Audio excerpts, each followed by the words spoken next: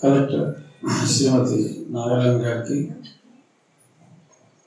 ఈ కార్యక్రమం ఇంత చక్కగా నిర్వహిస్తున్న స్ఫూర్తి ప్రదాత శివరం గారికి, మా కర్మూరు గారు, గోపిరాజు గారు, రామకృష్ణరాజు గారు, మా మేనమామ సత్యనారాయణ గారు, చివరిలో ఉన్నారు పెద్ద రామచంద్రరాజు గారు, అంతా హిందూ ధర్మం సాంప్రదాయం విశ్వ హిందూ పరిషత్ ఆర్ఎస్ఎస్కి ఈ ప్రాంత ఇన్ఛార్జ్, ఇక్కడికి ఇచ్చేసిన అందరితో పాటు ఈరోజు గోపాలకృష్ణరాజు గారు ఎవరు ఉన్నారు, 91వ పుట్టినరోజు జరుపుకుంటున్నారు. స్వాతంత్రం వచ్చినప్పుడు హై స్కూల్లో ఉన్నారంట. రేడియోలో భారతదేశానికి స్వాతంత్రం వచ్చిందన్నప్పుడు ఇంకా ఆయనకి ఇప్పుడు సెకండ్ ఇచ్చా, ఎంతో స్ట్రాంగ్గా ఉంది ఆయన సెకండ్. ఆయన నిండు నూరేళ్ళు ఇదే ఉత్సాహంతో ఆరోగ్యంగా ఉండాలని మాలాంటి వాళ్ళందరికీ మరి ఆయన ఆరోగ్య రహస్యాలు స్ఫూర్తిదాయకంగా చెప్పాలని, మీరు ఒక్కళ్ళే కాదు అందరూ కూడా నిండు నూరేళ్ళు ఉండాలంటే ఏం చేయాలో ఆయన చెప్తారని ఆశిస్తూ, ఇక ఈ ప్రాజెక్ట్ విషయానికి వస్తే నేను ఎంపీగా ఉన్నప్పుడు కూడా చెప్పాను, ఎమ్మెల్యే అయిన తర్వాత కూడా చాలాసార్లు చెప్పాను, ఊరికొక్కరు శివరం గారు లాంటి వాళ్ళు ఉంటే ఇంకా మాలాంటి వాళ్ళు పని అవసరం ఉంది అని ఆ పల్లెటూరు చూస్తే నేను పవన్ కళ్యాణ్ గారికి కూడా చెప్పాను, మీరు పంచాయతీరాజు మీరు ఎలా అభివృద్ధి చేయాలో మీకు పూర్తిగా తెలియాలి అంటే ఆ పాత్ర మరొక ఆ ఊరు చూడండి, ఆ ఊరు మంచి ట్యాంక్ కూడా స్విమ్మింగ్ పూల్ లాగా ఉంటుంది అని దాన్ని ఒక రోల్ మోడల్ లాగా చాలా చోట్ల నేను చెప్పడం జరిగింది. ఆయన ఇక్కడ ఈ సమితే కాకుండా మరి ఒక చక్కటి విద్యాబోధన ఉండాలి అని చెప్పి మంచి స్కూల్ని స్థాపించడం, ఆ స్కూల్లో మరి 3:30 తర్వాత రామాయణం మన పురాణాలు ఏదైతే ఉన్నాయో పురాణాలకి నాకు తెలిసి ఈ అంటే రకరకాల మతాలు ఇవన్నీ ఉన్నప్పటికీ మన రామాయణం భారతం అనేది అదొక ఎడ్యుకేషన్. ఆయన మిత్రలాభం మిత్రభేదం కథలు ఎలా ఉన్నాయో ఒరిజినల్గా తెలుగులో పరవస్తు చంద్రశేఖర్ గారు రాసిన, మరి విష్ణు శర్మ గారు సంస్కృతంలో రాశారు ఆ కథలు. ఈ రామాయణం భారతం ఇవన్నీ కూడా మనుషులు ఎలాగ ఉండాలి అనేదానికి ఒక నిదర్శనం. అది పార్ట్ ఆఫ్ ఎడ్యుకేషన్. అది సనాతన ధర్మం అనే కాదు, ఆధునిక ధర్మం కూడా. రామాయణం చదివితే మరి ఒక భక్తి ఎలా ఉండాలి, ఈ మధ్య చూస్తున్నాం టీవీ చూస్తే భయవేస్తుంది. ఒక రక వార్తలు చదివే వాళ్ళం అదే అన్యాయం, ఇప్పుడు ఇంకో రక వార్తలు చూస్తున్నాం. బట్ భార్యాభర్తలకు ఎలా ఉండాలి, పరిపాలకుడు ఎలా ఉండాలి, అన్నదమ్ములు కలిసి లేకపోతే ఇబ్బందులు ఏమిటి, ఇవన్నీ ఒక నిజంగా ఎడ్యుకేషన్ అంటే ఇదే. ఇప్పుడు 2 2 ఈ అన్నిటికీ కూడా ఇప్పుడు క్యాలిక్యులేటర్లో అన్నీ వచ్చేసినాయి. కానీ కంపల్సరీగా తెలుసుకోవాల్సింది మనిషి జీవించాలి, సన్మార్గంలో ఉండాలి అంటే రామాయణ భారత భాగవతాలు గీత భగవద్గీతను మించిన గ్రంథం మరొకటి లేదు. భగవద్గీతకి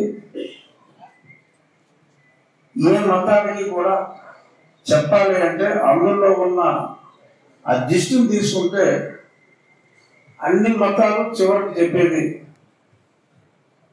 ఇస్లాం తీసుకున్నా, క్రిస్టియానిటీ తీసుకున్నా, జోరాస్ట్రియన్ తీసుకున్నా, అన్ని మతాల సారాంశం గీతలో ఉంది అని నేను ధైర్యంగా చెప్పగలను. చాలా మంది పెద్దవాళ్ళు కూడా నేను మాట్లాడాను. అంచేత భగవద్గీతను కూడా మీరు ఒక పాఠ్యాంశంగా జాచాల శివరావు గారు ఈ స్కూల్ అడ్మినిస్ట్రేటర్స్ గారు ఉంటే వారికి భగవద్గీత ఉండాలి. నేను ఒకసారి అబ్దుల్ కలాం గారిని రాష్ట్రపతి భవన్లో కలిసినప్పుడు వారిని ఎన్నో అడిగానంటే, సార్ హిందువులకి ఓకే హిందూ మతం గురించి పెద్దగా తెలుసు తెలియదు, బట్ హిందూ మతం అంటే ఏంటి, దాని దిష్టి ఏంటి, ఇస్లాం ఏంటి, క్రిస్టియానిటీ ఏంటి, అందరికీ అన్ని చెప్తే ఈ మత సామరస్యం ఆటోమేటిక్గా వస్తుంది. ఎందుకంటే అన్నింటిలోనూ చెప్పింది ఒకటే. ఇస్లాంలో చెప్పింది నువ్వు రూపాయలు సంపాదిస్తే 10 రూపాయలు దానం చెయ్యి అని చెప్పి ఒక కమాండ్మెంట్ లాగా, అంటే ఒక సూత్రం లాగా చెప్పడం జరిగింది. ప్రతి మతంలో విరుద్ధలు ఉన్నాయి.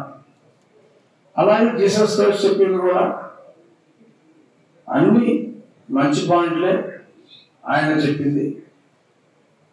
ఆ మత సారాంశం ఒక రిలీజియన్ మీద ఏదో ఒక 2-3 తరగతుల్లో రిలీజియన్ మీద ఒక క్లాస్ పెడితే రాబోయే రోజుల్లో, రాబోయే జనరేషన్స్ లో ఈ మతాల మధ్యన ఇలా కొట్టుకోవటాలు, చంపుకోవటాలు ఉండవు అని చెప్పి నేను ఆయన డాక్టర్ సి నారాయణ రెడ్డి గారు నేను కలిసి ఆయన దగ్గరికి వెళ్ళినప్పుడు మా టైం ఆయన ఇచ్చింది 10 నిమిషాలు, కానీ 45 నిమిషాలు ఆయనతో పాటు కూర్చొని ఇది మాట్లాడితే చాలా మంచి సూచన చేశారు.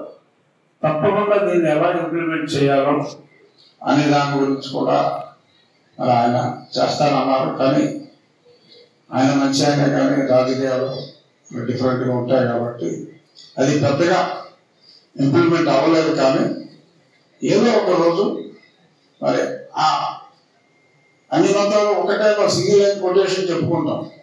ఎలా ఒకటే అంటే ఇస్లాం అంటే ఏంటో తెలియదు, మొహమ్మద్ ప్రాఫిట్ ఎవరో తెలియదు. చాలా ఆయన ఎన్నో మంచి మాటలు చెప్పారు. ఇలాంటివన్నీ మరి చెప్పాలి అంటే దేనికైనా ఒక బిగినింగ్ ఉండాలి. ఇంత చక్కటి వాతావరణంలో ఎక్కడైనా uniform, red colour, blue colour అన్ని చూస్తాం. స్వచ్ఛమైన అంటే మార్చిపోతాయని చెప్పి వైట్ ఎవరో వాడరు. మరి అయినా ఇక్కడ చూసా ఈ పిల్లలందరూ చక్కటి శ్వేత వర్ణంలో తెల్ల బట్టలు వేసుకుని ఉండటం కూడా అదొక యూనిక్ ఫీచర్. మరి రామకృష్ణ మిషన్ స్కూల్ అన్నీ అలాగే ఉంటాయేమో నాకు తెలియదు. బట్ నిజంగా అదొక చక్కటి మార్పు అవుతాయని చెప్పి రఘుబాటు వేసుకోవడం కన్నా శుభ్రంగా ఉండడానికి మరి చేసిన ఈ ప్రయత్నం అద్భుతం. ఇక ఈ రోజు విషయాలు శివరాం గారు చాలాసార్లు చెప్పారు కాబట్టి నేను ఆ రోడ్డు గురించి పెద్దగా మాట్లాడను. అందరికీ చాలా అవసరం. ముఖ్యంగా పెదమేరాన్ని, భీమవరాన్ని కలపడానికి ఇదొక ఇంపార్టెంట్ లింక్. రాబోయే రోజుల్లో నా ఆలోచన ఈ పెదమేరం, కోపెల్ల, ఓండ్రం ఇంకా ఈ ప్రాంతం అంతా కూడా ఒక న్యూ భీమవరం లాగా అవ్వాలని నా ఆశయం. దాన్ని ఏం కావాలన్నా సరే ముందుగా వేపాడు ఇవన్నీ మొన్నే చిన్నమైన నుంచి వేపాడు వెళ్ళే దానిలో చాలా చోట్ల ఆక్రమణ ఎంట్రన్స్ లో ఒకప్పుడు బస్సులు వెళ్ళాయంట. మరి వెళ్ళి అవకాశం రాకుండా పోతే అక్కడే కాదు, సరే కొంతమంది బాధపడినా ఆక్రమణ అనేది ఎక్కడున్నా కాలువలు ఎక్కడున్నారు కానీ, డ్రైనేజ్ పెద్ద కానీ, R&B రోడ్లు పక్కన కానీ ఎక్కడున్నా సరే ఈ ప్రాంతాన్ని అభివృద్ధి చేయాలి. మన గ్రామీణ వ్యవస్థ బాగుపడాలి, ఆరోగ్యం అందరికీ మంచి నీరు అవ్వాలి, ఆరోగ్యం బాగుండాలి అనే ఉద్దేశంలో మరి కొంతమంది బాధపడితే మరి బాధపడవచ్చు. కానీ నేను ఓవరాల్గా ప్రజల కోసం కొన్ని కఠినమైన నిర్ణయాలు తీసుకోవడం జరిగింది. అది అమలు జరగాలంటే జిల్లా అడ్మినిస్ట్రేషన్ సహకారం చాలా అవసరం. ఈ విషయంలో కలెక్టర్ నాగరాజు గారికి నేను ఎంతో రుణపడి ఉన్నా. లేదంటే అడ్మినిస్ట్రేషన్ సపోర్ట్ లేకపోతే ఇంత షార్ట్ టైంలో ఆల్మోస్ట్ 800 ఇళ్ళు మరి అక్రమంగా మరి నిర్మించినవన్నీ, కానీ ఎక్కడ కూడా వాళ్ళకి పట్టాలు ఇవ్వకుండా ఎక్కడ కూడా ఒక ఇల్లు కూడా తీయలేవు. ఇదే స్ఫూర్తితో ఈ ప్రాంతం డెఫినెట్గా ఇబ్బందులు ఎదురైనప్పటికీ కూడా ప్రజల సహకారం ఇందాక శివరాము చెప్పారు. గతంలో పెద్దగా రోడ్లకి ఇవ్వాలి అంటే నిధులు ఇవ్వకపోయినా 2 వారాల్లో ఒక 50 లక్షల రూపాయలు కలెక్ట్ చేయగలిగామన్నారు. అదే స్ఫూర్తితో ఈ ఒకప్పుడు కొంత రోడ్డు అనేదాన్ని ఇప్పుడు రతన్ టాటా మార్గ్గా నామకరణం చేసిన తర్వాత మరి జాగరాజ్ సుబ్రాజు గారు ఇంకా చాలా మంది ఈ ఏరియాలో భూములు ఉన్న వాళ్ళందరూ కూడా ఆ రోడ్డు వైడ్నింగ్కి స్వచ్ఛందంగా ముందుకు వచ్చి, ఎందుకంటే ప్రభుత్వ నిధులు అంతంత మాత్రంగా ఉన్నాయి కాబట్టి ఈ రోడ్డు వైడ్నింగ్ ఆల్మోస్ట్ 80 అడుగుల రోడ్డుగా దీన్ని అభివృద్ధి చేయడానికి, అలాగే మా వంతు ఎందుకంటే భీమవరంలో కొత్తగా అభివృద్ధి చేయాలి అంటే స్థలం కొంచెం బాగా ఇబ్బందిగా ఉంది. ఎక్కడ 1 ఎకరం కావాలన్నా కూడా నిజంగా 1 ఎకరం ఒక మంచి పర్పస్ కావాలంటే కూడా చాలా ఇబ్బందిగా ఉంది. మనం తిరిగేసుకుని ఇదే భీమవరం, ఎక్కడున్న భీమవరం ఇలాగే ఉండాలి అనే సంకుచిత స్వభావం ప్రజల్లో నాయకుల్లో వీడకపోతే విడిపించేస్తాం. తప్పదు. అభివృద్ధి జరగాలి అంటే విశాలంగా మనం ముందుకెళ్ళాలి. తప్పకుండా రాబోయే రోజుల్లో ఈ భీమవరం అర్బన్ డెవలప్మెంట్ అథారిటీ కూడా అతి త్వరలో వచ్చేస్తుంది. So Bhimavaram urban development area పరిధిలో మరి చక్కటి భవనాలు జిల్లా అడ్మినిస్ట్రేషన్ కానీ ఇంకా కొత్త జిల్లాకి ఎంతో ఇన్ఫ్రాస్ట్రక్చర్ కావాలి, పోలీస్ కంట్రోల్ రూమ్ కావాలి, ఎస్పీ ఆఫీస్ కావాలి. ఎక్కడ కూడా స్థలం దొరకాలి అంటే చాలా ఇబ్బందిగా ఉంది. సో కాబట్టి అద్భుతమైన భవనాలు మనం నిర్మించుకోవాలి. నిధుల కొరత ఉన్నప్పటికీ కూడా ప్రజల్లో మనకి ఒక మంచి అడ్మినిస్ట్రేటివ్ స్ట్రక్చర్ ఉండాలి, బిల్డింగ్లు ఉండాలి అనే ఒక మంచి భావం. సరే, మొన్నలో కొంతమంది పనికిరాని వాళ్ళు కామెంట్ కూడా చేశారు. ఏంటంటే కాలంలో రైతులు బాగు చేసుకుంటూ ఏంటి అని పిచ్చివాడు వాడాడు. కానీ రైతులు ఉపయోగపడే కాలువ వాళ్ళు ఒక చక్కటి స్ఫూర్తితో మరి వాళ్ళంతటా వాళ్ళు మన వ్యవసాయం బాగుండాలి అని అంటే మనం కూడా కంట్రిబ్యూట్ చేయాలి అని చెప్పి నేను చెప్పింది ఒక సూచన మాత్రమే. ఆ సూచన అనుసరించి మరి స్వచ్ఛందంగా ప్రభుత్వ సహకారం ఉంది, నిధులు కూడా కొంత సమకూరుస్తున్నారు. కానీ రైతులు ఒక పాజిటివ్ స్పిరిట్తో ముందుకొచ్చి ఈ కాలం మీరు బాగు చేసుకోండి, మీకు కావాల్సిన సహకారం మేము అందిస్తాం అని చెప్పినప్పుడు స్వచ్ఛందంగా అన్నిటికీ మేము ముందు ఉన్నప్పటికీ కూడా ప్రజలు స్వచ్ఛందంగా ఇప్పుడు ముఖ్యమంత్రి గారు P4 అంటున్నారు, అది మనం ముందే ప్రారంభించాం. ఆ స్ఫూర్తితో నా నియోజకవర్గంలో ఏ అభివృద్ధి జరిగినా అది కేవలం ప్రజల కొరకు ప్రజలే చేసుకున్న అభివృద్ధి. నేను కానీ మా కలెక్టర్ గారు కానీ ఒక మార్గదర్శిగా మీరు చేయండి, తలపై చేసుకుంటే మనకి ఇంత అడ్వాంటేజ్ ఉంటుంది. మరి గతంలో కన్నా యావరేజ్ 8 నుంచి 10 బస్తాలు ధాన్యం ఎక్కువ పండింది. అది రికార్డు. అందులో మనం కంపారిటివ్గా మిగిలిన ఏరియాలతో చూస్తే 8 నుంచి 10 ఎకరాలు పండింది. అలాగే కాలువల్లోకి చెరువు వ్యర్థాలు ఇవ్వడానికి కలపడానికి వీల్లేదమ్మా. ఇది ఈ ఫంక్షన్కి దానికి సంబంధం లేకపోయినా సందర్భం వచ్చింది కాబట్టి చెప్తున్నా. ఎందుకంటే ఎదురున్న చేపల రైతులు చాలా మంది ఉన్నారు, భద్రావతి చాలా మంది ఉన్నారు. కాలువలోకి చెరువు నీళ్లు కలిపితే ఒక 4-5 ఈ కులం ఆ కులం అని చూడకుండా శ్రీకృష్ణ జన్మస్థానంలో పెట్టేసాం. తప్పదు, ఒక డిసిప్లిన్ రావాలి అంటే అది బాగా లైట్ తీసుకుంటారా, ఇప్పుడు ఇలాగే పోతారా, 4 రోజులు మర్చిపోతారు అనుకుంటాం. మనం మర్చిపోం. కరెక్ట్ సిస్టమ్ అలవాటు అయ్యేదాకా ఎవరైనా తప్పు చేస్తారు. డెఫినెట్గా ఆ మినిమం శిక్షలు నలుగురికి తెలిసే విధంగా మీడియా కూడా టోటల్ సపోర్ట్ చేస్తుంది. ఇది ఎందుకు చెప్తున్నానంటే శివవర్మ గారు చేసిన ఈ కార్యక్రమం ఆ స్ఫూర్తితో, అటువంటి వాళ్ళ స్ఫూర్తితో, ప్రజలందరి సహకారంతో ఈ ప్రాంతాన్ని ఒక ఉండికే పరిమితం కాదు. మన జిల్లా గొప్ప జిల్లా.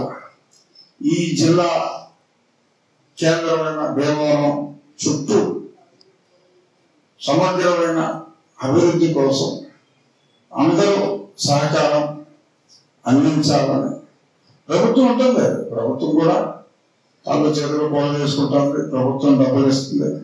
అంతా నేను చేస్తే మీ ఇల్లు చేస్తారా అని వాళ్ళు సాయంత్రం క్లబ్లో మాట్లాడుకుంటారు. నాకు తెలుసు అది. ఈ క్లబ్లో వాళ్ళు ఏం మాట్లాడుకుంటారో కూడా తెలుసు. కానీ తప్పదు, ఇంకొన్నాళ్ళు అలాగే మాట్లాడుకుంటారు. తర్వాత వాళ్ళే రియలైజ్ అవుతారు. ప్రతి ఊళ్ళోనూ వాకింగ్ ట్రాక్, కుదిరితే ఒక ధ్యాన మందిరం, ఇక్కడికి 100 దూరంలో ఒక ఓపెన్ ఎయిర్ థియేటర్ కూడా కలెక్టర్ గారితో పాటు కలిసి శంకుస్థాపన చేయడం జరిగింది. అక్టోబర్ మాసంలో నవంబర్ కల్లా ఆ ఓపెన్ ఎయిర్ థియేటర్ కూడా ఇదే ప్రాంతంలో యాడ్ అవుతుంది. అలాగే కొద్ది రోజుల్లో ఒక చక్కటి పెద్ద మేజర్ స్విమ్మింగ్ పూల్ ఒకటి పబ్లిక్ పర్పస్ కోసం నిర్మించాలని, విద్యార్థులందరికీ కూడా ఆ స్విమ్మింగ్ లో ట్రైనింగ్ ఇవ్వడానికి నామినల్ కాస్ట్, ఎందుకంటే మెయింటెనెన్స్ చేయాలి కాబట్టి ఒక చక్కటి క్రీడా ఫెసిలిటీ కూడా చేయాలి అని చెప్పి ఒక నిర్ణయం తీసుకోవడం జరిగింది. రాబోయే 1-2 సంవత్సరాల్లో ఒక ప్రణాళికతో ఈ ప్రాంతం అంతా కూడా చక్కటి అభివృద్ధికి ముందుకెళ్ళే ఆలోచనలో ఉన్నాం. చాలా ఏం చేస్తే బాగుంటుంది, ఎలా చేస్తే బాగుంటుంది అనేది కలెక్టర్ గారితో కూడా చర్చించడం జరిగింది. అలాగే ఏం చేయాలనుకున్నా ఆ ప్రజల ముందు ఆ రోడ్ మ్యాప్ పెట్టి ఈ రకంగా మనం చేద్దాం ట్రాన్స్పరెంట్ గా. ఏదైనా అభివృద్ధి కోసం ఏం చేసాం, ఉండి ఇన్ఫ్రాస్ట్రక్చర్ డెవలప్మెంట్ ఫండ్ అని కలెక్టర్ గారి ఆధ్వర్యంలో ఆ ఫండ్ రన్ అవుతుంది. మీరు ఇచ్చింది ఆ ఫండ్ లో డిపాజిట్ చేయండి. ట్రాన్స్పరెంట్ గా ఏ పని చేసినా, ఇప్పుడు పోలీస్ అధికారులందరికీ, ఎస్ఐలందరికీ ఒక సర్వీస్ గారికి 4-5 వెహికల్స్ ఇచ్చాం. ఇదంతా కూడా మన రక్షణ కోసం. తర్వాత ఇప్పుడు సుమారు 2.5 కోట్లతో సీసీ కెమెరాస్ అన్ని కూడా లా అండ్ ఆర్డర్ ఫుల్ కంట్రోల్లో ఉండాలి, జీవం చిట్టుకుండా కనపడాలి. అదంతా కూడా ఆ ఫండ్ అంతా కలెక్ట్ చేసాం. చాలా వరకు ఆ కలెక్టర్ గారి అకౌంట్లో డిపాజిట్ చేసి ఇంత అభివృద్ధి జరుగుతూ ఉంటే కొంతమందికి రక్త కన్నీరు ఉండటం సహజం, చిన్న చిన్న కామెంట్లు చేయటం సహజం. సో దాన్ని మనం ఒక స్ఫూర్తిగా తీసుకుని నిన్ను చూసి అసూయపడేవాడు లేకపోతే నీ జీవితానికి అర్థం లేదు. సో అంచేత ఎంత ఎక్కువ మంది దాన్ని ఎంత ఎక్కువ తిట్టుకుంటే అసూయపడితే అంత ఎక్కువ పని నేను చేస్తాను అందరి సహకారంతో, కలెక్టర్ గారి సహకారంతో అని తెలియజేసుకుంటూ, శివరామ గారు ఎటువంటి కార్యక్రమాలు చేసినా ఆయన ఎప్పుడు మాట్లాడినా అన్నయ్య గోపి అనేది చెప్తూ ఉంటారు. అలాగా కనపడని వ్యక్తులు ఎంతో మంది ఆయనకు ఉన్నారు. అలాగే నేను కానీ కలెక్టర్ గారు కానీ సంపూర్ణ సహకారం ఇటువంటి మంచి పనులకి, ఆయనే కాదు మీలో ఎవరు తలపెట్టినా కూడా ఇటువంటి మంచి పనులకి ఎప్పుడు తోడుగా ఉంటానని తెలియజేస్తూ, స్వామి వివేకానంద అంటే నాకు చిన్నప్పటి నుంచి ఎంతో అత్యంత గౌరవించే వ్యక్తి. శివరాం గారు ఇలా పెడదాం అనుకుంటున్నామని చెప్పిన వెంటనే అసలు నాకు ఎంతో ఆనందం వేసింది. ఆ క్షణం ఆలోచన చేయకుండా అద్భుతం వెంటనే పెట్టేద్దాం అని చెప్పి ఆ పేరు నేను చెప్పడం జరిగింది. మరొకసారి శివరాం గారికి నా హృదయపూర్వక అభినందనలు తెలియజేస్తాం. Thank you. నమస్కారం.